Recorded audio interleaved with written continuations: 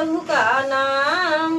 हम तो रामायण पढ़ रही, आप सुनो लगा कर ध्यान। सियावल राम जय जय राम, मेरे प्रभु राम जय जय राम। मंगल भवन मंगल हारी, ध्रुवो सुजसरत अजिर बिहारी।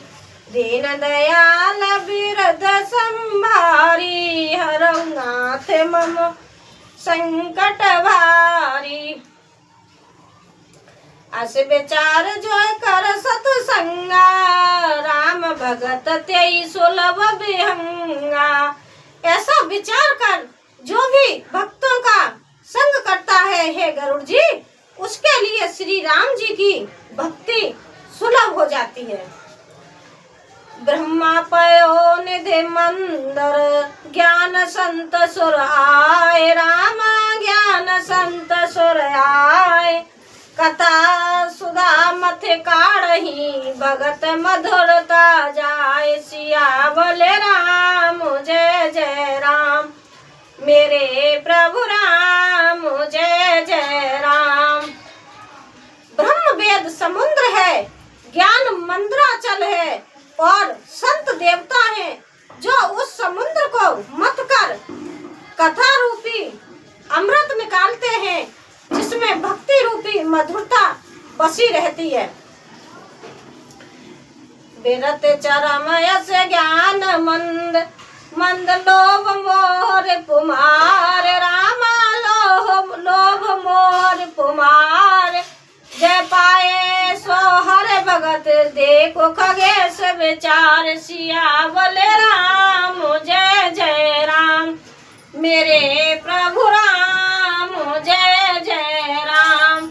हनुमत डटे रहो आसन पे, जब तक कथा राम की हो, कथा राम की हो। हनुमत कथा राम की हो, हनुमत डटे रहो आसन पे, जब तक कथा राम की हो। वैराग्य रूपी ढाल से अपने को बचाते हुए और ज्ञान रूपी तलवार से मत लोभ और मोह रूपी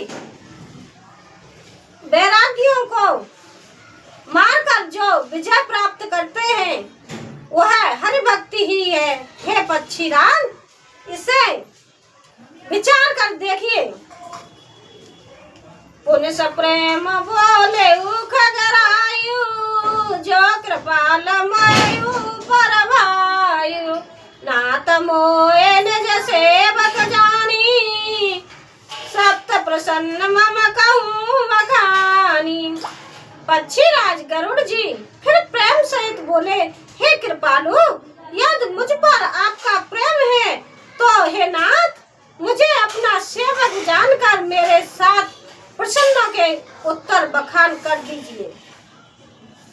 प्रथम कहूँ नाथ मत धीरा, सबते दुर्लभ कवन शरीरा। बड़ दुख कवन कवन सुख भारी, सो संक्षेप कहूँ विचारी।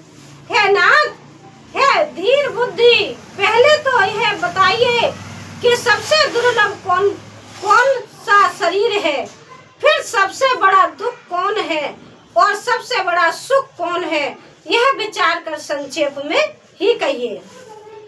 संत असंत मरम तुम जानऊ, तिनकर सहज स्वभाव बखानऊ। कवन पुण्य क्षत विदित विशाला, कहूँ कवन अघ परम कराला।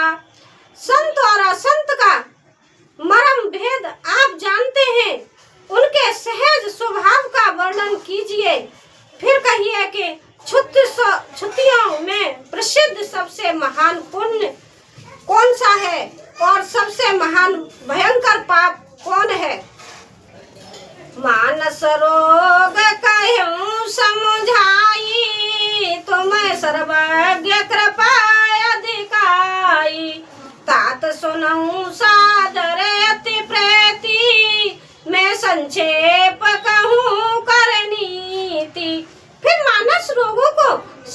कहिए, आप सर्वज्ञ हैं और मुझ पर आपकी कृपा भी बहुत है।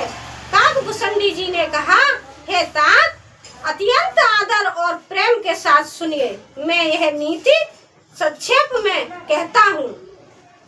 देखिए काकभूषणी जी गरुड़ जी को क्या समझा रहे हैं।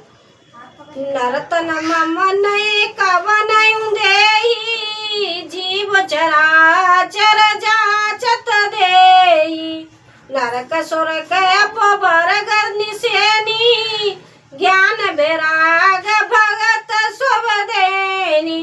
मनुष्य शरीर के समान कोई शरीर नहीं है, चर अचर सभी जीव उसकी याचना करते हैं।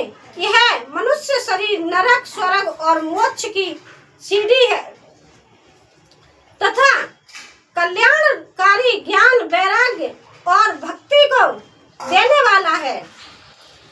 सो तनु धरे हरे भजय न जे नर, होए विषय रत मंद मंद तर, कांच के रचे बदले तेले, करते डारे परस मन देई। ऐसे मनुष्य शरीर को धारण प्राप्त करके भी जो लोग श्री हरि का भजन नहीं करते और नीच के भी नीच विषयों में अनुरक्त रहते हैं, वे पारस मणि को हाथ से फेंक देते हैं और बदले में कांच के टुकड़े ले लेते हैं। देखिए क्या बता रहे हैं, सुनिए समझिए इस बात को। नहीं दरिद्र समझ दुख जगमाई, संत मिलन सब सुख जगमाई, पर उपकार बचन मन काया, संत सेज सुबह खगराया। जगत में दरिद्रता के समान दुख नहीं है तथा संतों के मिलने के समान जगत में सुख नहीं है। और हे पक्षीराज, मन वचन और शरीर से परोपकार करना यह संतों का सहज स्वभाव है। संत सहे दुख पर हित लागी, पर दुख है तो संत अभागी, भुर्जर तरो सम संत कृपाला, पर हित नीत से विपत्ति विशाला। संत दूसरों की भलाई के लिए दुख सहते हैं और अभागे असंत दूसरों को दुख पहुंचाने के लिए कृपालु संत भोज के वृक्ष के समान दूसरों के हित के लिए भारी विपत्ति सहते हैं, अपनी खाल तक उड़वा लेते हैं। सनैव खल पर बंधन करही, खाल कड़ाए बेपत से मरही, खल बिन स्वास्थ्य पर पुकारी, आहे मूरख एव सुनय रवारी। किंतु दुष्ट लोग सन की भांति दूसरों को बांधते हैं और उन्हें बांधने के लिए अपनी खाल खिंचवा कर विपत्ति सहकर मर जाते हैं। हे सर्पों के शत्रु गरुड़ जी, सुनिए, दुष्ट बिना किसी स्वार्थ के सांप और चूहे के समान अकारण ही दूसरों का अपकार करते हैं। पर संपदा विनाश नसाई, जिम ससे ते माओ पल बिलाई, दुष्ट उदय जग आरती है तू, जथा प्रसद्ध अधम ग्रह के तू। है पराई संपत्ति का नाश करके स्वयं नष्ट हो जाते हैं, जैसे खेती का नाश करके ओले नष्ट हो जाते हैं। दुष्ट का अभ्युदय उन्नति प्रसिद्ध अधम ग्रह केतु के उदय की भांति जगत के दुख के लिए होता है। संत उदय संतन सुखकारी, विश्व सुख दजम हिंदू तमारी, परम धर्म छत व्यतीत अहिंसा, पर निंदा सम अघन गरीसा। और संतों का अभ्युदय सदा ही सुख कर देता है, जैसे चंद्रमा और सूर्य का उदय विश्व भर के लिए सुखदायक है।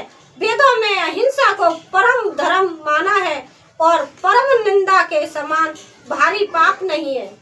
हर गुर निंदक दादुर होई, जन्म सहस्त्र पावत न सोई।